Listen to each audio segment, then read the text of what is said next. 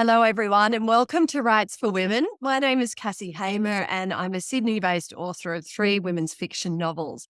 But it's my pleasure today to be speaking with fellow Sydney author Sandie Docker about her new release, The Redgum River Retreat. Welcome, Sandie, and congrats on a beautiful book. Today is publication day, so how does it feel? It's always a little bit surreal, I think, Cassie, when we put a new book out into the world. There's a mix of excitement that it's finally out there, of nerves that people are actually going to read it now, hopefully, anyway, that are going to read it, and wondering how it's going to be received. So, yeah, it's a bit of a weird day today. It's book number 5. Do the feelings around this book differ at all to number 1? Yeah, it's different because you now know what to expect when you put a book out into the world. I think it's probably a little easier with book one because you're just so euphoric that finally your book baby is out in the world and you're not really thinking about anything else. By the time you get to book number 5, you know how these things work behind the scenes and you're worried about sales and reception and reviews and all those sorts of things. So, yeah, it is a different feel for sure. It is different, but I don't think you've got much to worry about with this book not selling because it really is a beautiful story. And let's get straight into it. The novel begins with one of our main characters, Sarah, who's a professional cellist, and she's on quite a high after performing a fabulous sellout concert at the Sydney Opera House. But things quickly take a tragic turn, and this is all in the first chapter. So I don't think well, really in the prologue. So I don't think we're spoiling anything much to talk about what actually happens. No, if it happened later in the book, we might not discuss it. But yeah, it is in the prologue, so it's not that big a deal. She's driving home from this massive concert at the Sydney Opera House with her daughter in the back seat, and her daughter is quite enthusiastically playing an imaginary cello in the back. And they have an accident, and they both come out of that accident physically and emotionally quite scarred. And that's really where the story kicks off. That is the jumping off point for the book because it becomes clear quite quickly that the treatment that Melody's receiving isn't really working. And Sarah's looking around for different options. And she stumbles on an option that coincidentally relates to her grandmother and her grandmother's past. And Rosalie, the grandma, is one of the other main characters in the book. So, can you just explain that connection between Sarah, Rosalie, and Redgum River? Yeah, so Sarah's quite close with her grandma, and she thought she knew everything about her grandmother's life. Her grandmother, Rosalie, was a famous photojournalist in her time.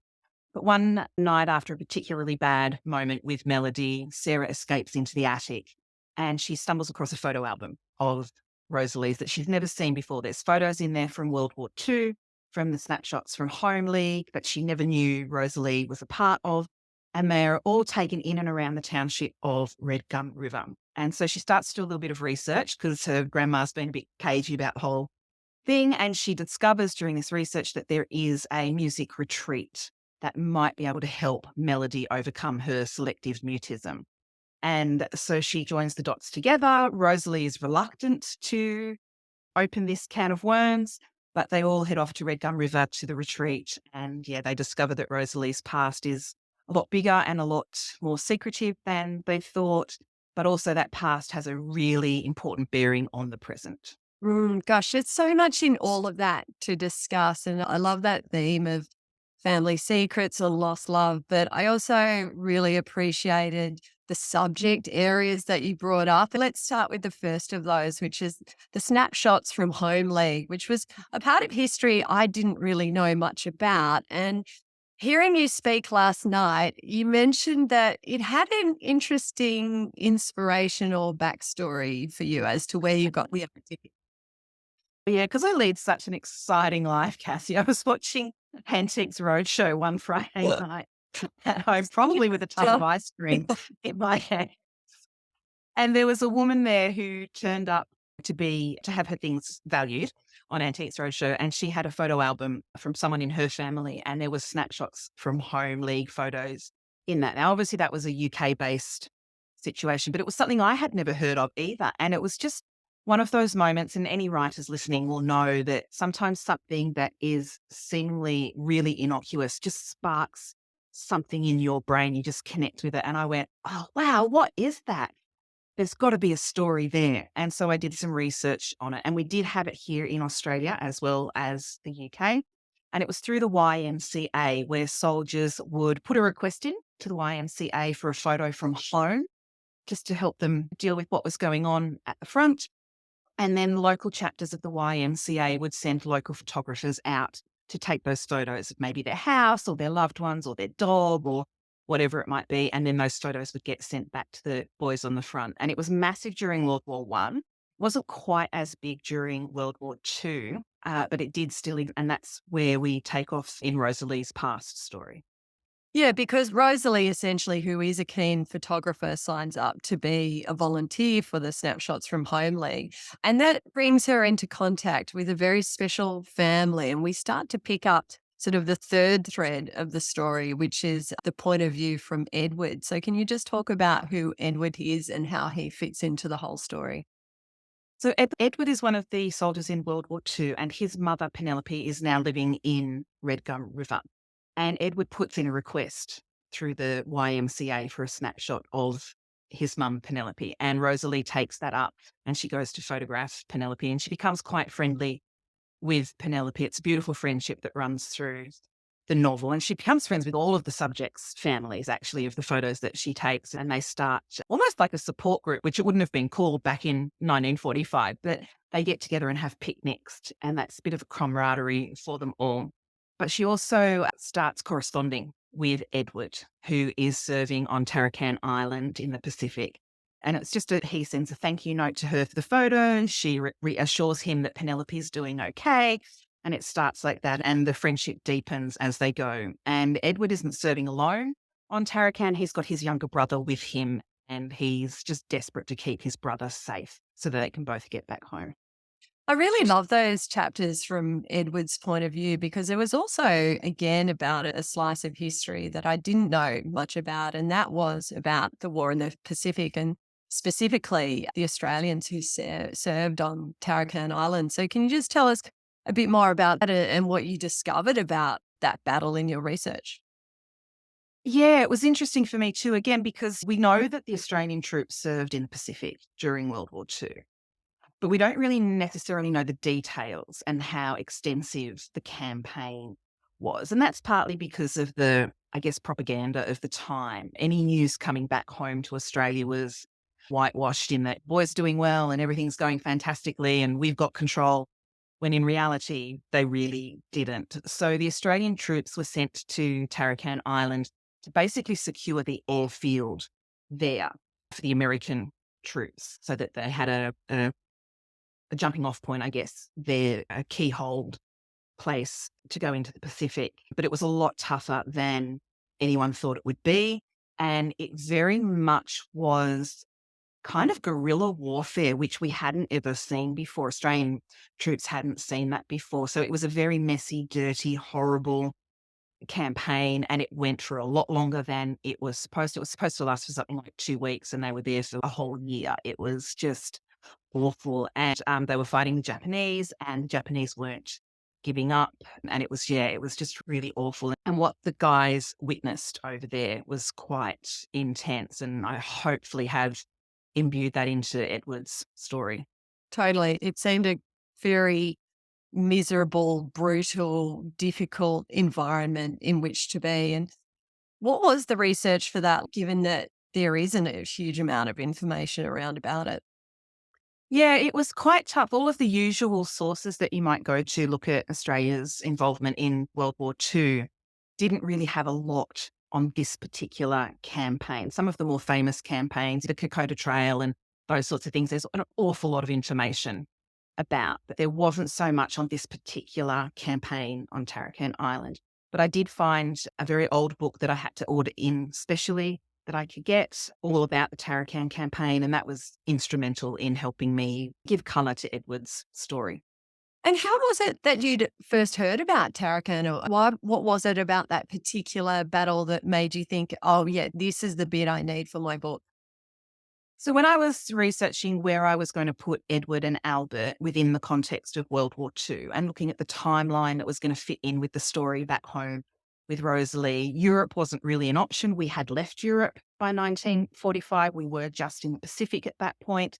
So then I was looking at all the different campaigns. And as I said, things like Kokoda and those, they've been done a lot.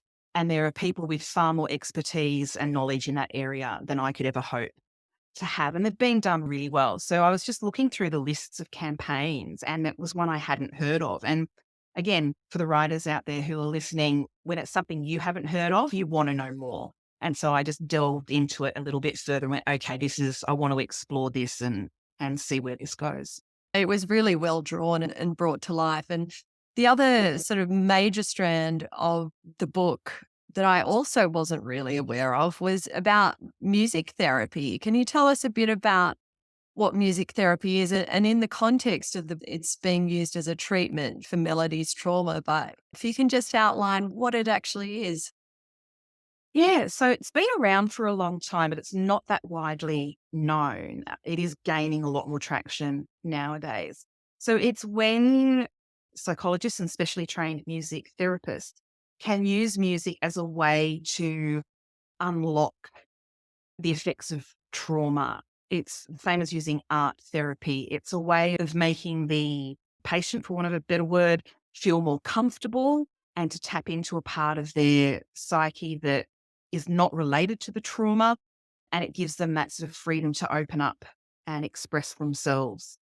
And yeah, it's used in this context with Melody, who has selective mutism, and it's trying to get her to find her voice again through music.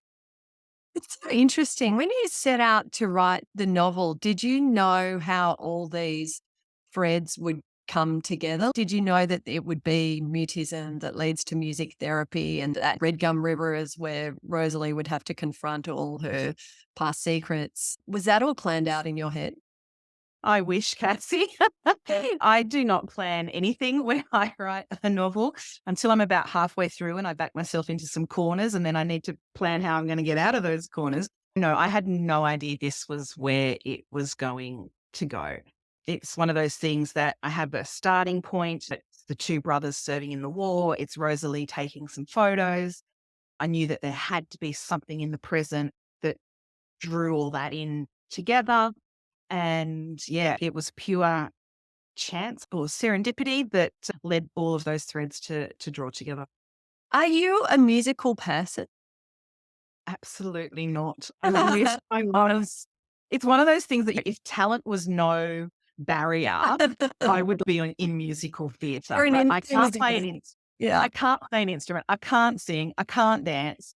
I am the least musical person that I know. I love music, like most people do, but no, I'm not. So I had to draw very heavily on my daughter's experience. She's quite a talented musician. And so I was asking her questions throughout, even things like, what's this part of a cello called? And all of those sorts of things. Yeah. Because the one beautiful thing about music and writing is that the language of music can give rise to some really beautiful metaphors, which you put to good effect in the writing. Oh, thank you. That's very nice of you to say. Yeah, there is a symbiotic relationship there, I think. And again, I think, because music is a universal language, regardless of what language you might be singing in, the actual music itself. As human beings, we can all relate to it on a very instinctive. Music has been a part of humankind since the dawn of time, and it's a way to draw people together. So it just felt natural that this would fit into this story. Okay, now let's delve a little bit more into the writing. You mentioned that you don't plan things out. So when you're in first draft mode, what does a normal writing day look like for you? I wish I could tell you that I'm incredibly structured and I have a wonderful writing schedule. That would be a lie. I'm chaotic as anything when it comes to writing. I try to write during school time because I'm not running around doing before and after school activities. I get sidetracked with social media. So then I have to stay up late at night trying to get things done. And I tend to do it in fits and starts. There'll be a week where I don't touch any writing at all. I'm always thinking about it though. We do a lot of thought work behind the actual pages. And then there'll be weeks where I'm putting down 3,000, 4,000 words a day, which is not a recommended way to work. I wouldn't recommend it to anyone. I wish I was a bit more 1 to 2,000 words every day in a nice, steady manner would be fantastic, but that is not how I seem to operate. So, yeah, unfortunately, I don't have a good structure.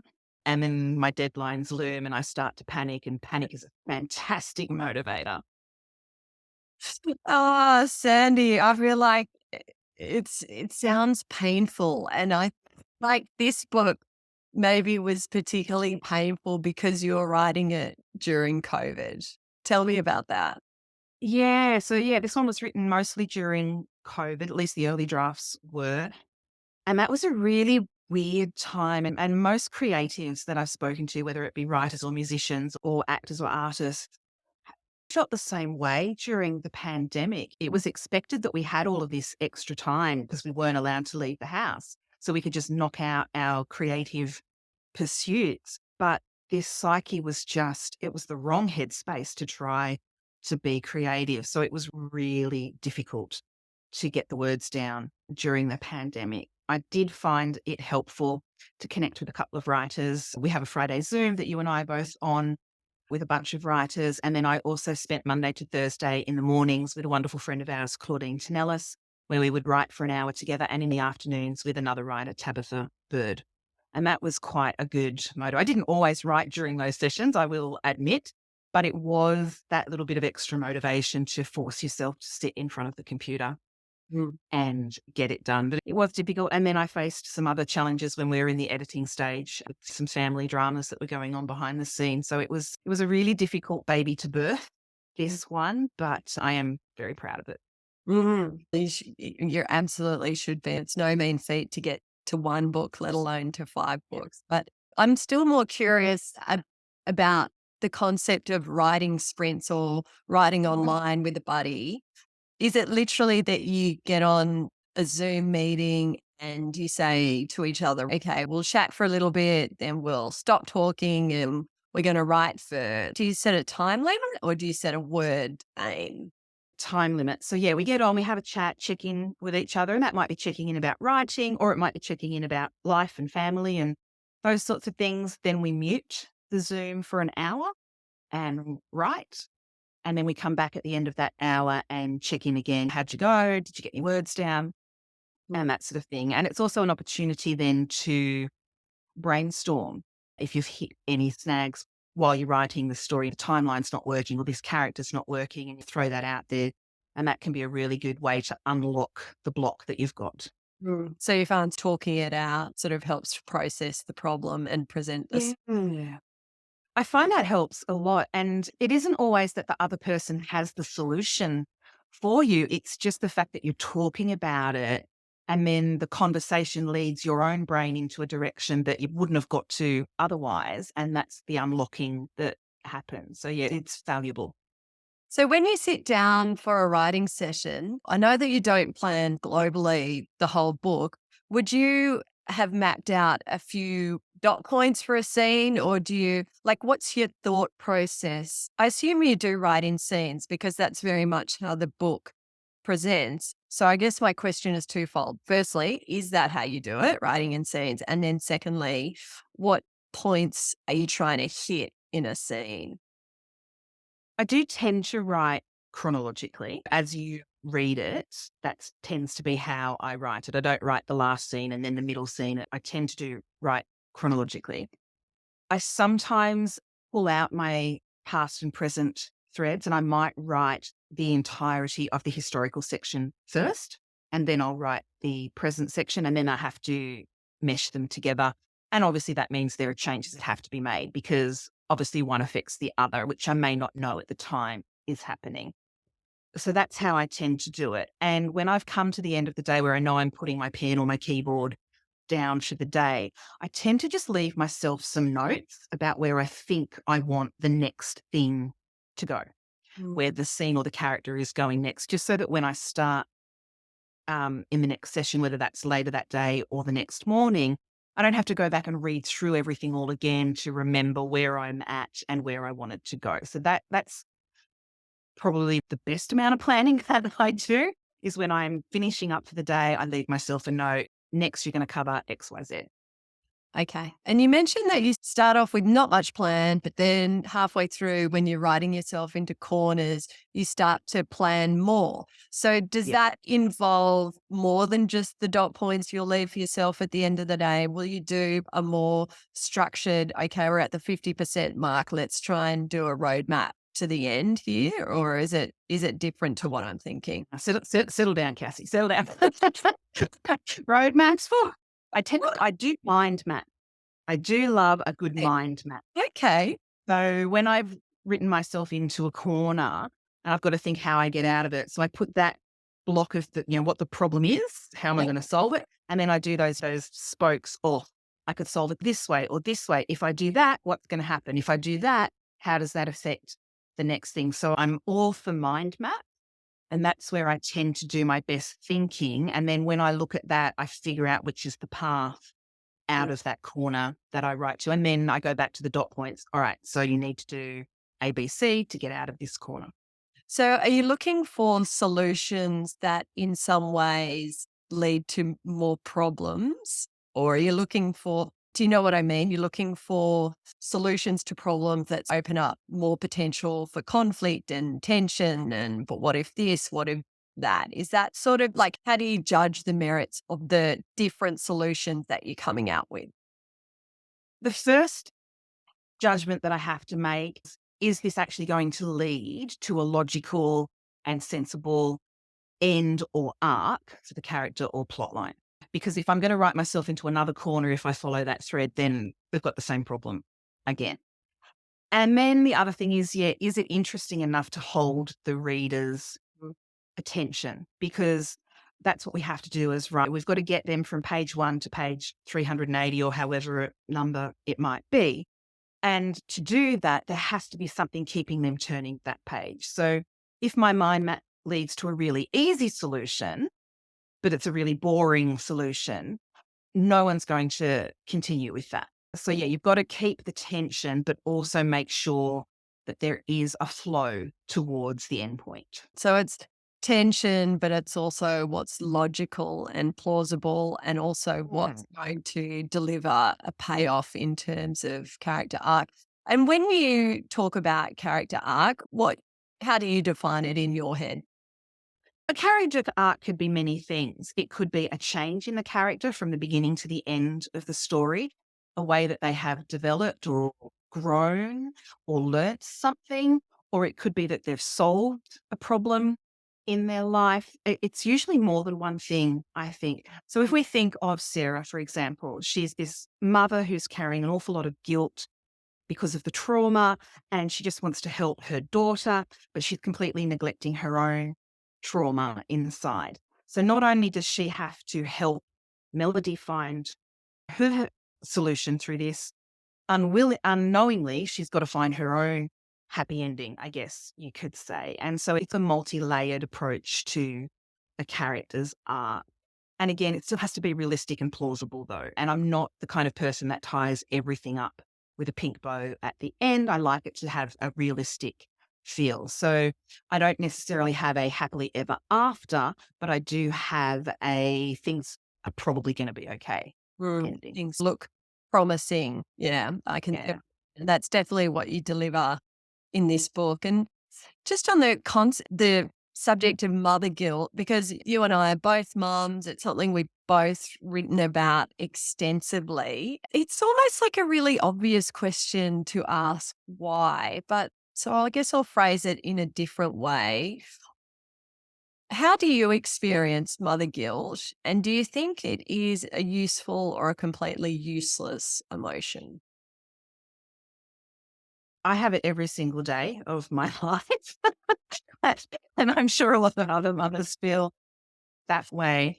And for me, it's about, am I doing the right thing by my child? Am I A, protecting her enough? B, providing her enough opportunities? B, when I'm making decisions on her behalf, whether it's for her physical or mental health or her study for her future, am I making the right decisions? How much freedom do I give her? She's 17 now. She's got her P's.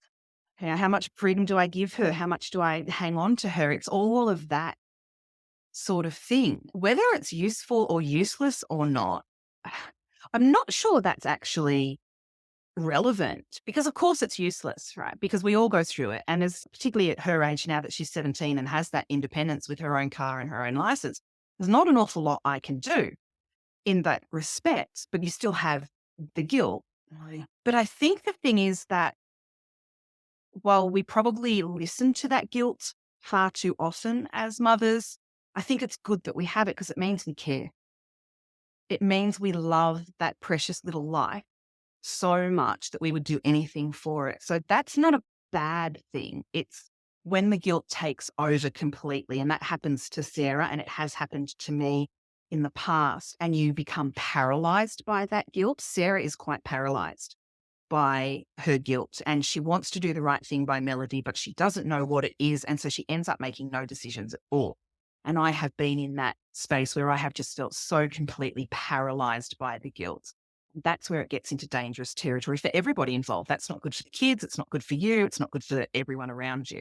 It's almost like it's just a constant second guessing of Yeah. yourself because the kids don't come with a handbook, so you don't know the way forward. But in the book, Sarah does find a way forward, and without giving away any spoilers, at the end of the day, what are your thoughts on how to navigate your way through it and how to get over that paralysis?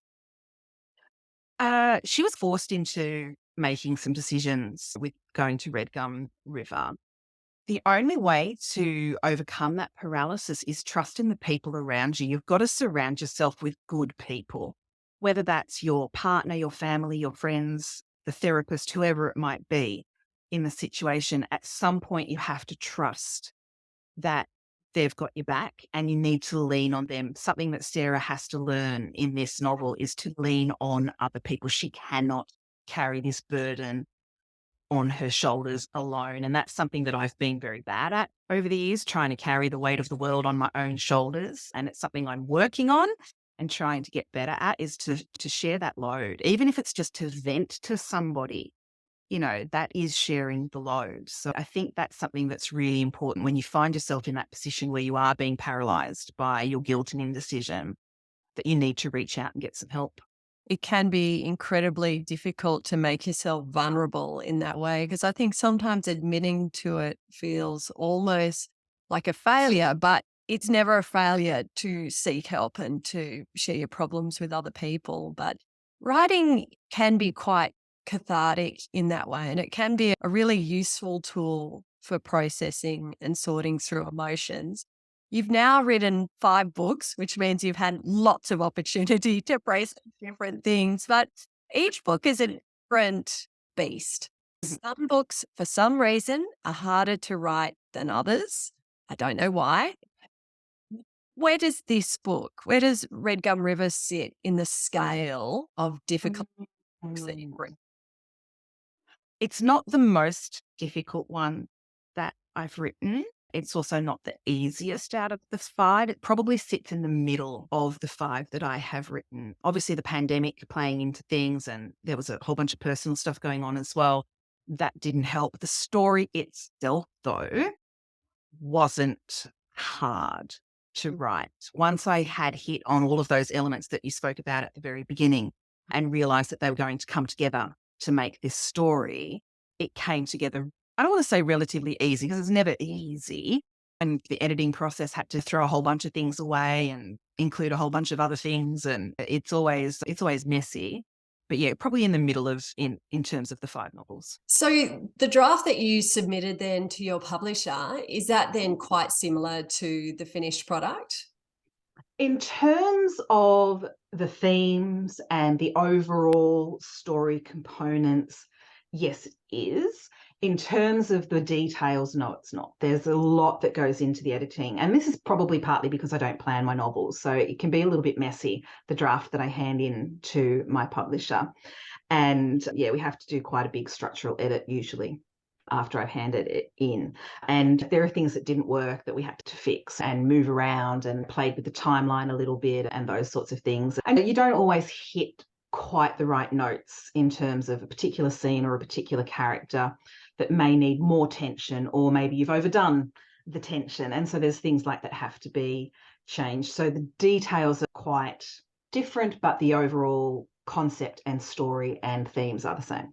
One thing you mentioned at your launch last night was this idea that sometimes as a writer in your gut when something's not quite right and you're really hoping you're going to get away with it, but the damn editors are good at what they do and they pick Yes. it up. And what was that in this book for you? What did you know wasn't quite right? There's probably a few things that I knew weren't quite with. Thankfully, nothing major, nothing to do with any of the major plot lines or the major character arcs. But yeah, some of the minor stuff, like some of the relationships, maybe I glossed over them a little and they were like, yeah, you're not going to get away with that. That I had too many scenes that are similar and had to vary those. And one thing that I get picked up every single time, every manuscript I ever submit to my publisher, my first drafts are always really light on with description.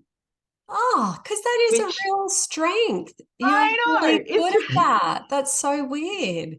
it's ridiculous. It's one of the things that people feed back to me that they love about my novels are the descriptions of the places and the people and that sort of thing. But I think I'm so focused on just get the story down that I gloss over those things. And Ali, God bless her soul, every time makes notes. Can we have a little bit more description here, Sandie? Can we go a bit deeper here, Sandie? And I know she's going to say it. Even when I know that's what she's going to feed back, but I hand it in like that anyway. I don't know, maybe it just keeps her on her toes. It's really interesting. And your descriptions are quite distinctive because the worlds that you build, while there is heartache and loss emotionally, there's still places that you really want to spend time in. There's a certain comfort, and food is often quite a big thing in your books. Certainly the natural setting is a big feature of your writing, and in some ways it's a world we can relate to, but it's a slightly more ideal world than the one we live in. Is that the tone of what you're aiming for? A little bit nicer than what reality is? Absolutely. And it is deliberate, because I have to spend so much time there. I want to make it a place that I want to spend time in. Because as Cassie, a reader will read this and will spend a few days or maybe a week or two reading it. We live with this for a couple of years at a time. So it's a place that we spend a lot of time in. So I want it to be a place that I enjoy visiting time and time again. The other thing is because I do deal with some quite heavy themes throughout my novels with guilt and loss and all sorts of things, I need a counterbalance to that. I think it's in the style that I write and the genre in which I write.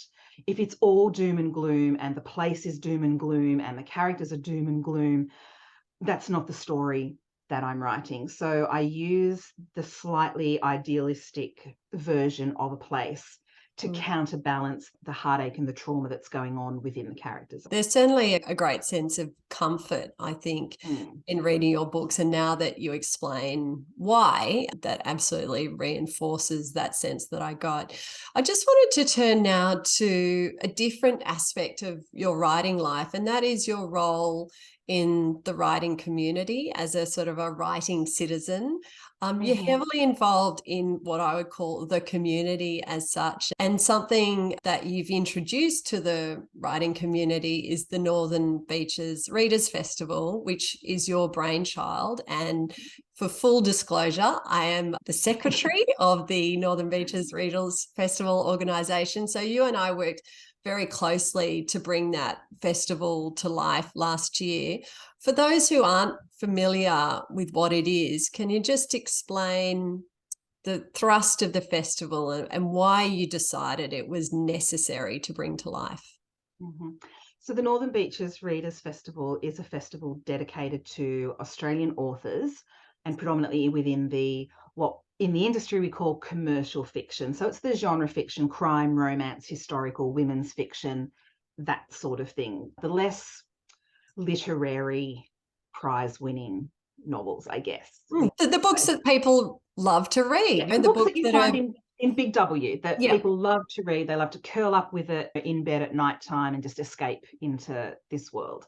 And it's a festival primarily focused on that. And we had our inaugural festival last year, which was fabulous. And we had some fabulous authors come, it was just a really wonderful weekend. And I decided that we needed it because those sorts of genres don't often get a look in at the bigger festivals. And I became a little bit jaded when the programs of these festivals would come out and there were none of the authors that I love to read appearing at these festivals.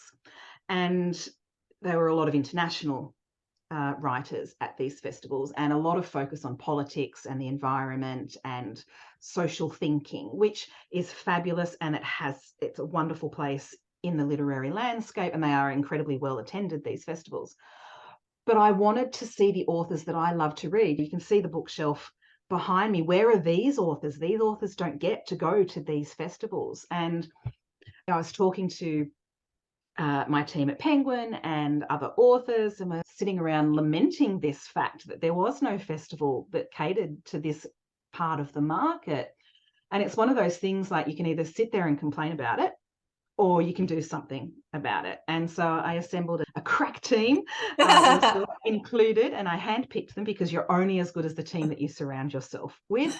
And we spent a few years planning it. We got kiboshed by COVID a couple of times before we could actually get the first festival off the ground. And yeah, it was incredibly well attended, and it just proved that readers want to see these authors and to see them in the one place as well. We had 30 fabulous authors come to the Readers Festival. And it's also why I called it the Readers Festival and not a Writers Festival, because it's not actually about you and me as writers. It's about our connection with our readers and the interaction that we have with our readers, because without our readers, we're nothing. We're just talking to ourselves.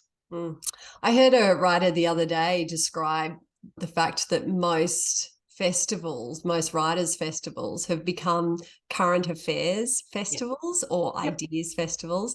And ours definitely brought the focus back to storytelling. But what's really as exciting is that we're going to be doing it all again. We are. We had no idea, obviously, when we first started how it was going to go. I had faith in the idea, or I wouldn't have put us through all that hard work that we had to do to get it off the ground. So in my heart, I had the faith in it, but you never know until you do it, right? How it's going to go. But it was incredibly successful, and we are going to be doing it again in 2024. Obviously, giving back to the writing community and being fully immersed in that community is something that's important to you. And I understand that recently you've opened yourself up to being a mentor or providing assessment services. What would be the best piece of advice that you would give to an emerging writer? This is really hard, so you can make it either about writing itself or more about being a writer. Yeah. When I'm mentoring, obviously that's a very specific style of advice that I'm giving, because it's to do with that person and that writing and that sort of thing. One of the things that I find really interesting is the number of people who, whether it's online or at author talks that I might go to, that say, oh yeah, I love writing and I want to be a writer and I want to get a book published. And you start a conversation with them and you say, all right, have you started? Oh yeah, I've started. Okay, so tell me about it. Oh, I've only got one chapter written. Okay, how long have you been working on this? And it might be 5 years that they've worked on one chapter. Wow. And that's when I go, okay, guys, settle down. Yeah. And so whenever I'm asked what the best piece of writing advice I can give is, it sounds completely ridiculous, but within that context, it's understandable. You can't be a writer if you're not writing. And I'm always floored by the number of people who want to be a writer who aren't actually writing. And particularly in Australia, and particularly with fiction, you cannot get a publishing deal if you do not have a finished manuscript, unless you are a home and away TV star or famous in some other realm. If you're just a person like you and me, Cass, who are writers without being famous in any other aspect, you cannot get a publishing deal for fiction without actually finishing your manuscript. And you would be surprised the number of people who don't understand that concept. I think that's so true. The idea of just get to the end, just throw words on the page. at the moment, I'm in first draft mode. It's not even first draft. It's what I would call zero draft. Like it's words on a page, but I'm just trying to get to 80,000. There is a story there, but I just know that once those words are there, I've got something to work with. And Exactly. I do think I've heard this said that writers can just get caught in, or early writers can get caught in that trap of just redrafting that first chapter until it's perfect. And I think you've said this, and it was you quoting someone else, that you can't write the first words until you've written the last words. Yeah, you can't write the first chapter until you've written the last. And it's so true, because by the time you've got to the end of that 80 or 90,000 words, everything that you've done leading up to that point changes what's happened at the beginning. Absolutely. And that is still true for me today, with 5 novels under my belt, professionally edited with a publishing house, all of that sort of stuff. Until I get to the end, you don't know what's really going to happen at the beginning. And then you've got to go in and fill in all those blanks and those threads and draw them all together. Yeah. So you can have the most beautiful, perfect first chapter sitting there on your computer. And I can tell you from experience, by the time you get to the end, and once you do pick up a publisher, that first chapter is not going to be your first chapter. I think, I tend to agree. That's certainly the way I tend to work, I would say, is that you just got to get something down first. But there are some writers, like our good friend Penelope Janou, who write very careful drafts. And I know that Pen goes back and she will edit her work as she goes, and she produces a very tidy first draft. So that is also a way to do it. And I would say that the other thing with writing rules is that there actually are no rules, and you just have to discover the way that works best for you. But I do think on balance, there's more tendency for people to overwork those first few chapters without pushing through to the end. And that is a real issue, I think, for early writers. And at the end of the day, I think the key to succeeding in writing is just perseverance. I'm not even sure that it's related much to talent or natural talent.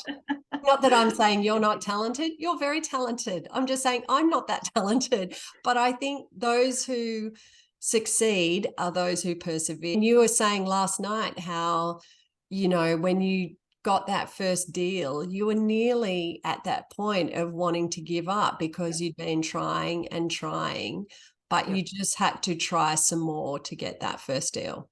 Yeah. Imagine if I had given up at that point, I wouldn't have 5 books under my belt today. Yeah, perseverance and not giving up is a huge part of this journey, because you never know when that door is going to open. You just have to believe that one day it will. And I think when we're talking about Penelope Janou, I think the difference between Penelope, who is very clean and edits as she goes, she still moves forward each time. That's the difference. Yeah. So she might edit as she goes and makes it beautiful and near perfect as she can, but she does keep moving forward each day with those scenes and those characters. So that's a bit of a difference there. That is the key. And speaking of moving forward, Sandie, what's next for you and your writing? Yeah, so I've got to deliver the first draft of my next book far sooner than I think I'm ready for. Hello, the non-planner and the person who doesn't like deadlines. So I've got to hand that in soon to my publisher. It will be a dual narrative, dual timeline. Again, I'm still playing with what timeline in the past I'm actually going to hit on here. I've got to figure out a way to make it fit with the present storyline at this point in time. So I'm not quite sure how far back into the past we're going to go with this one, but yeah, and that hopefully will be released around this time next year. And it has a working title, I understand. It does, yes, and it's fitting in with the other 5 novels that I have, and the working title is The Lyrebird Lake Ladies Choir. I wouldn't want to have to say that quickly 5 times. I do love your alliteration though, and it sounds lovely, and I love choir-based stories too. Now, just to finish up, if people want to get in touch with you, where can they find you online? So you can find me on my website, which is www.sandiedocker.com. I hang out on Facebook a fair bit, which is at Sandie Docker Writer, and on Instagram at Sandie Docker. And I'll bet you hate hearing from readers, don't you? Oh, it's the worst. No, depends what they're saying, actually. No, True. we love hearing from readers. Awesome. Especially if they're being nice to us.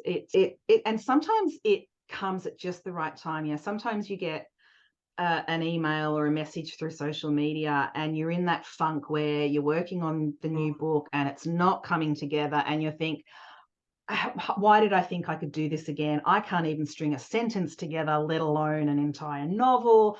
I'm a fraud. This is ridiculous.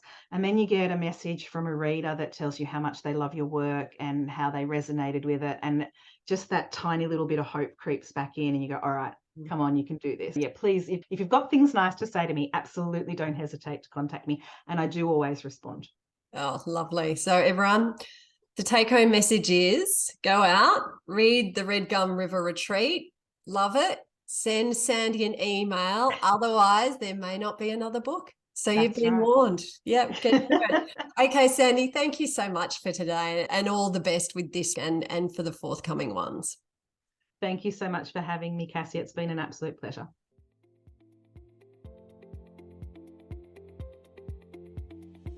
Thanks for listening to Rights for Women. I hope you've enjoyed my chat with this week's guest.